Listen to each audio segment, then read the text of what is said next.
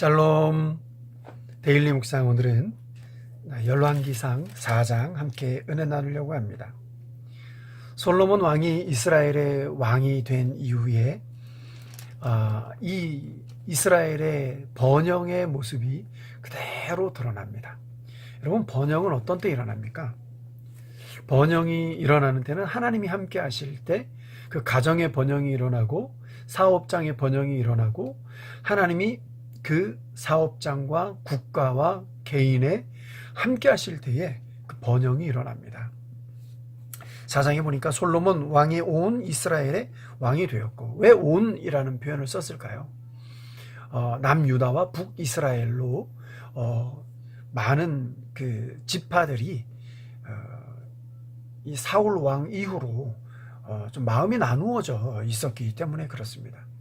그래서 북이스라엘에서부터 남유다까지 온 유다를, 온 이스라엘을 이렇게 표현하게 되는 것이죠.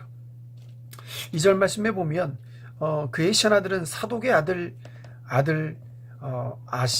아시리아는 제사장이요 그랬죠. 사독이 바로 직계의 아들이 아니라 사독의 친척을 의미합니다. 친족. 왜 그런가 하면 그때 당시에는 아직 친족의 개념이, 명칭들이 정확하게 정립이 되지 않아서 그렇습니다. 솔로몬 시대에 이와 같은 영화를 누렸다 하는 사실, 여러분, 사울왕, 다윗왕, 그리고 사울과 다윗의 뒤를 이어서 솔로몬이 왕이 되었는데, 솔로몬의 때에 가장 이스라엘이 왕성하고 강력한 국가를 이루었다고 하는 사실은 하나님의 축복이 아닐 수 없습니다. 하나님이 그와 함께 하였기 때문에 그렇습니다. 4장은 그것을 증명해 보이고 그것을 성경에 기록함으로 말미암아 우리에게 알려주고 있는데, 솔로몬의 영화가 시작되었다는 것입니다. 20절 말씀에 보면요, 유다와 이스라엘의 인구가 바닷가에 모래같이 많게 되매 먹고 마시며 즐거워하며. 여러분, 어떨 때 먹고 마시고 즐거워할 수 있습니까? 이게 평화가 유지되지 않으면 먹고 마시고 즐길 수가 없습니다. 전쟁 중에 먹고 마시고 즐기는 거와 평화 중에 먹고 마시고 즐기는 것은 근본적으로 다릅니다. 한 손에는 창을 들고 한 손에는 밥을 먹고 있고, 한 손에는 칼을 들고 한 손에는 방패를 들고 내 식량을 먹고 있다고 한다면, 여러분, 그것이 어디 평화라고 할 수 있겠습니까? 평화를 지키기 위해, 수성을 위하여 지금 투쟁, 전투를 임하는 자의 자세가 아니겠습니까?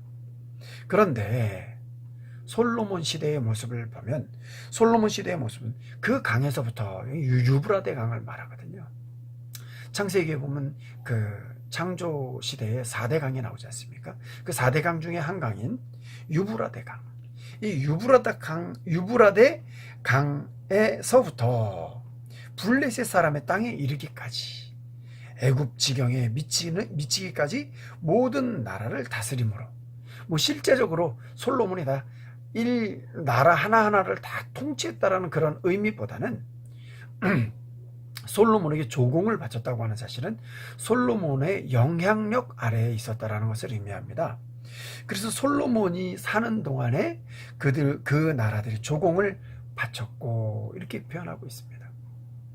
여러분, 솔로몬이 거주하였던 솔로몬 왕궁의 하루의 음식물 양을 한번 살펴보면요, 이게 1일 식사 분량인데, 솔로몬 왕궁에 있는 기사들, 또 일하는 일꾼들, 또 궁녀들, 그 솔로몬의 후궁들, 또 그 모든 하녀들까지 다 아우르는 솔로몬 왕궁에 있는 사람들의 음식물입니다. 엄청난 거죠. 이게 약 5,000명분에 해당한다고 합니다. 5,000명. 여러분, 새끼죠. 새끼를 다 똑같이 먹는다 쳤을 때 5,000명이 먹는다는 거예요. 약 한 2,000명이 좀 안 되는 거죠. 한 1,600명? 한 650명 가량? 그런 사람들의 하루에 그러면 솔로몬 왕궁에는 대략 그만큼의 인원들이 상주에 있었다라고 하는 사실을 우리가 알 수가 있겠습니다. 여러분, 솔로몬 시대에 있어서 그러면 가장 행복했던 것은 무엇일까? 솔로몬이 영향력을 끼치고 있던 나라들이 다 평안한 삶을 살았다고 하는 사실입니다. 그 강이라는 표현이 계속해서 나타나는데 그 강은 바로 유브라데 강을 말합니다.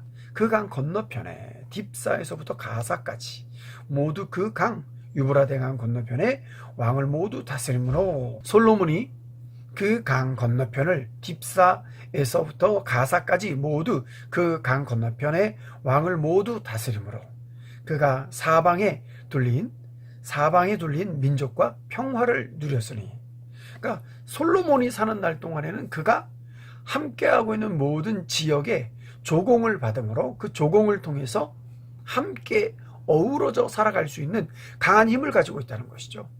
이스라엘 민족은 계속해서 침입을 당하였습니다.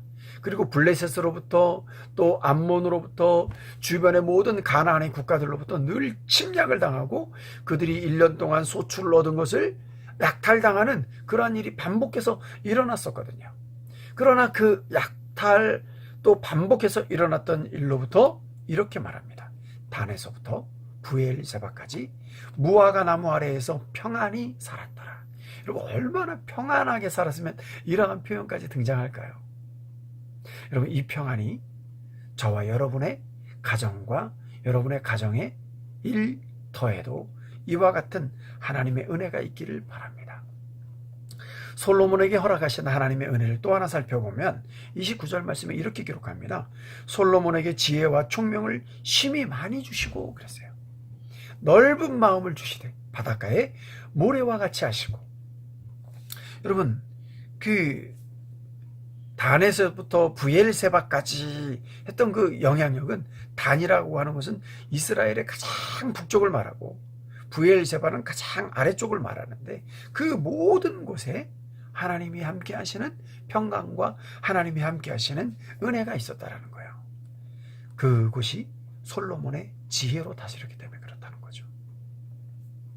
그런데 그 소문이 그 단에서부터 부엘세바에까지 머무는 것이 아니라 단에서부터 부엘세바 이후에 모든 나라에까지 그 지혜가 들렸다고 합니다. 여러분, 이 아이가 내 아이입니다. 아니야, 이 아이는 내 아이야 라고 이렇게 말하던 그 두 엄마 사이에서 죽은 아이를 옆에 두고 산 아이가 다 자기 아이라고 말하는 그 엄마 사이에서 진짜 엄마를 판별해내는 그 지혜. 여러분, 다윗의 시편보다도 솔로몬의 잠언은 이렇게 3,000가지라고 말합니다. 그리고 그의 노래는 1,005편이며 그랬어요.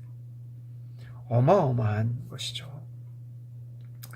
또 초목에 대해서 말하는데요. 레바논의 백향목을 가져왔다래요. 백향목은요, 가장 큰 나무를 말합니다. 그래서 어마어마하게 높은, 그래서 성전을 지을 때 이 백향목으로 짓죠. 또 하나, 우슬초를 얘기하는데 담에 나는 우슬초.